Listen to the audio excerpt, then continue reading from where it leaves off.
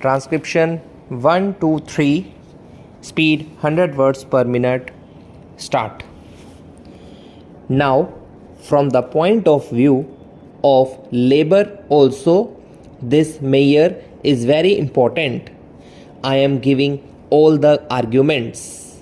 The second 5-year plan admits that in order to keep up production in the country, in order to develop our industries, it is of great importance to enthuse the working class and the workers.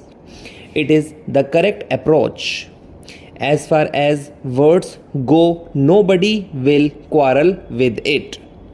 In fact, we would like more and more workers to be enthused. Such measures should be brought in more and more in order to make the working class see that with the increase in productivity on their part, at least there is improvement in their living conditions, that with the increased production of consumer goods in the country, they get more resources in their hands to buy the things that they require, to spend more money on their children, on their housing, on their health, on the education of their children and all that.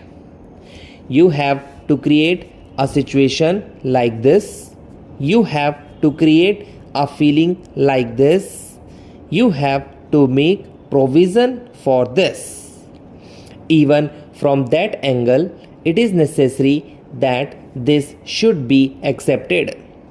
Labor enthusiasm cannot be created until and unless you relate the increase in productivity to an increase in the living standards of our people. More production, more money in the pockets of the working class. More money in the pockets of the working class, more consumption of their daily necessities of life, and less privations and difficulties. Am I wrong in this? I would ask the honorable member to say. Therefore, on that score, it is essential. Then, even from the point of view of industrial expansion, it is essential. You will ask me how. I will tell you how. Now, it means that if this provident fund contribution is not taken from them, to that extent the money will be the working class, and this money they would be able to spend in the market as customers and buyers of commodities. What does it mean? What are the economic implications of such a thing? Such a thing means that the demands for consumer goods in the country will go up. There will be expansion in the internal market. It is very essential when we talk about the industrial expansion that we also ensure expansion in the market. Unless there is a growing demand in the country for the industrial goods, you cannot have the expansion of industries.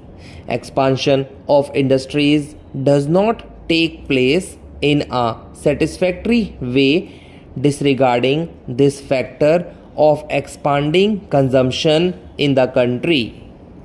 In order to ensure expanding consumption on the part of the working people, it is necessary for you to make more money available to them for consumption.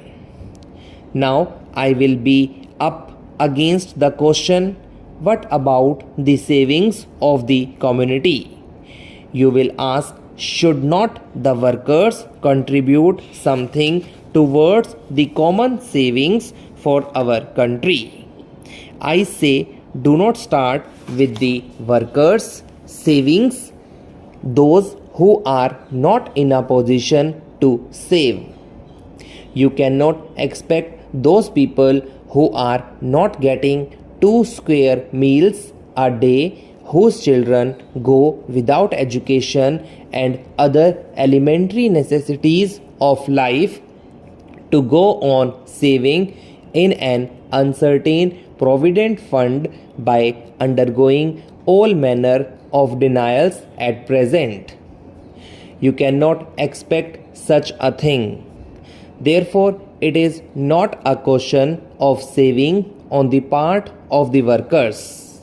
That money which you give him is invested in other sectors of economy by way of increased consumption, which stimulates you industrial production. But we are saying do not keep the gap. If that gap has to be filled, get the money from the capitalist class, the class which is in a position to save. By adopting such a policy, there will be a lot of savings. Savings takes place not at the cost of the worker, not at the cost of contradiction of the whole market, not by stifling the stimulants that are required for the industrial expansion in the economy as a whole. Savings takes place on the basis of those who are in a position to save. All that money which would have been otherwise spent left in the hands of the capitalist class for unproductive purposes in importing race horses and perfumes and all manner of things would be available for being spent on clothes, books, medicines and other things which are essential for the vitality of the community and for its healthy growth. Therefore, from any angle that you judge, this mayor is a very good mayor, and I think the Honorable Deputy Minister would not mind accepting it. He is somewhat allergic to me and to the communist benches generally. I am very sorry for it if we caused this king of allergy to anybody, but he need not be allergic to us in this matter at all. We have followed some of the state's objectives in the second 5-year plan, pronounced objectives in the second 5-year plan in formulating and presenting this bill to this house.